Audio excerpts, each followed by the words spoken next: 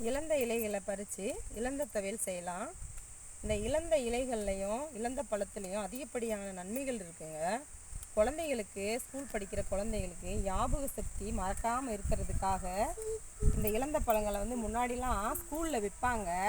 இப்போ ஸ்கூல்கள் முன்னாடி விற்கிறதில்ல, கிராமப்புறங்களில் விற்கிறாங்க இழந்த பழம்.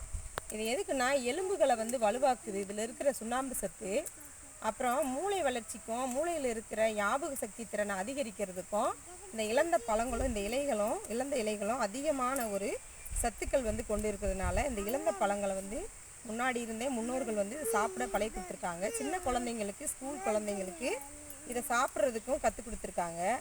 இப்போ அதிகப்படியாக கிராமங்களில் தான் இந்த இலைகள் இந்த துவையல் அரைச்சி சாப்பிடுவாங்க. இந்த இலைகளை அப்புறம் பழங்கள் ஸ்கூலில் விற்பாங்க. நீங்களும் இந்த இலைகளை அரைச்சி ஒரு சட்னியோ துவையலோ செஞ்சு சாப்பிடுங்க. குழந்தைங்களுக்கும் சாப்பிட சொல்லி கொடுங்க.